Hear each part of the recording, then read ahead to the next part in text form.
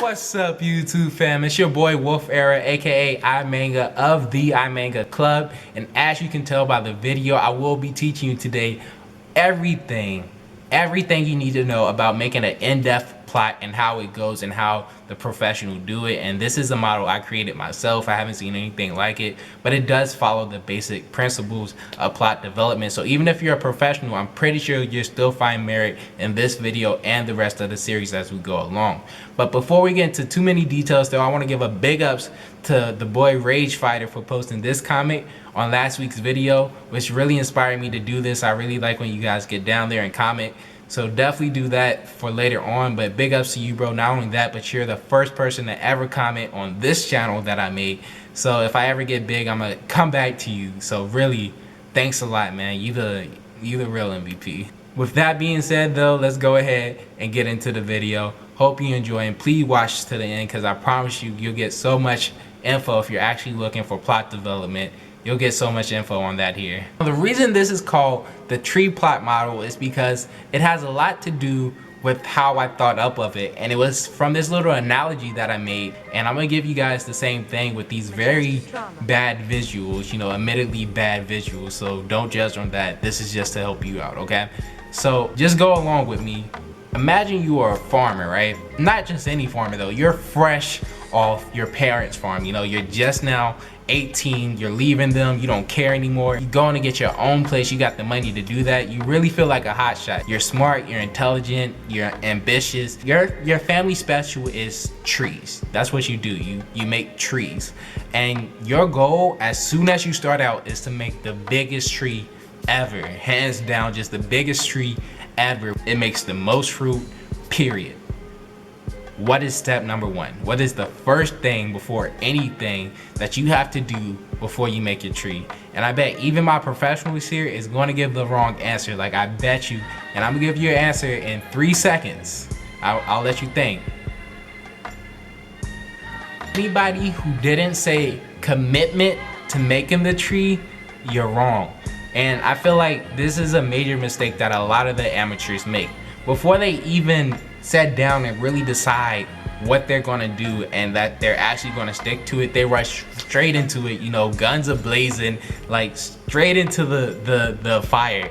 So that should give you a little, you know, a little hope in kind of understanding the analogy. But for the rest of it, I'm just gonna run through it real quick for the farmer side, and then I'm gonna come back and explain what each thing means. But see if you can guess as I'm going along, because it's pretty simple. So the first thing he has to do is commitment, right? Step number 2, he has to pick up the seeds, and then he has to plant them, obviously. Step number 3 is actually seeing that little tiny budding grow. You know, it's like a couple weeks in and you see the first little sprout. That's gonna be your next step. Right after that, you're gonna water the plant and you're gonna give nutrients to the plant. You're gonna do everything you need. If you do this long enough, if you have enough commitment to it, then sooner or later you're gonna actually see the main branches appear. You know, you're gonna start to see a sturdy base. It's not gonna be thin and frail anymore. It's gonna start to actually be sturdy. Now, if you keep up to this long enough, if you keep on getting the nutrients in, if you keep on laying the manure, if you have to, if that's what it needs to be done, you lay that manure down, guys. You lay that manure down, you water it, you're doing everything you need, you're making sure the temperature is right, you're checking your T's, dotting your I's, you know, everything you need to do for this tree, you're doing it. By the end, you will see a fully developed, multi-branched tree out. Now, I'm pretty sure a lot of you guys have already figured out where I'm going with this, but just in case you haven't, I know a lot of you guys are also going to be asking the question, how is it that this is the thing that relates to plot?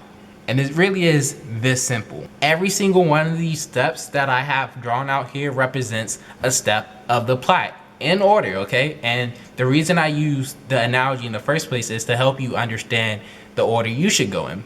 So the actual farmer choosing to commit to making the tree is the same thing you're going to do, and it's a step that I like to call self-evaluation, aka commitment. And it's basically where you ask yourself a bunch of questions regarding, why are you making this book? what exactly is your end goal? You know, do you want to be famous like the farmer in the story, or is it just for personal fun? What are the things you like? What do you care about the most in your life? What are your values? All these things are going to be very vital in actually making your book. Don't worry about too much details, because I will make a future video on each single one of these things, okay? Directly after that is step 2, which is a step all about action. I call it the action phase, aka planting the seed. This is the part where you're actually getting your hands dirty for the first time, and it's all about going into your field and watching more shows that are related to what you're talking about. But not only shows, but the actual graphic novel and the books. Now, as you can tell, my name is iMangas. Obviously, I'm gonna focus a little bit more on the manga section as we get deeper into this series. But again, as you can tell, this is good for anybody. Quick tip, you know, just in case this is the only video you watch from the series, you're gonna wanna make sure in this phase, you're also going into the other fields. So even though I'm manga, I'm not just gonna read manga. I'm gonna read comic books, I'm gonna watch movies, I'm gonna watch TV show, I'm gonna play games. I'm gonna go anywhere I need to find this knowledge, okay? You gotta go everywhere. And then right after that, this is how you're gonna get your basic plot, because all these things are gonna help you to understand where you want to take your story. Even if you don't have any idea at all, and this is why I call the video creating it from scratch, you're going to be able to get something. You know, maybe there was a certain episode from this show that you want to elaborate on combined with something you read in this book, and those two are just going to mash up in your head, and it's going to be like a little baby up in there. You're going to get a brand new idea that's really going to push you along, okay? Right after that, you go into the critical research stage, which was the water in the plant in the analogy. And this is where you start to really get down and dirty, because now that you have your basic plot, you're going to be actually able to go to places in person and start asking more in-depth questions. Whatever you write about, whether it is, you know, the Special Victims Unit, or maybe it's about warfare, or maybe it's about drugs, whatever it is, you're going to want to really get your hands dirty and talk to real people who experience this stuff. Read stuff online, watch documentaries on the effects of it, learn it in and out, because the more you know, the better you'll be able to write it. The less you know, the more you're just reaching and creating something. You shouldn't be creating a story. It should be something that's already there. You're just recording history, because if you're creating it, it's fiction. But it shouldn't feel like fiction ever. It should always feel like you're making something that's absolutely true. Like you couldn't have made it any other way. Like this is the way it had to go down because it's history, okay? So just keep that in mind. Step number 5 is your main characters and your plot. They come about at the same time, because you can't make a main character and develop him without giving him a plot to go in, and vice versa.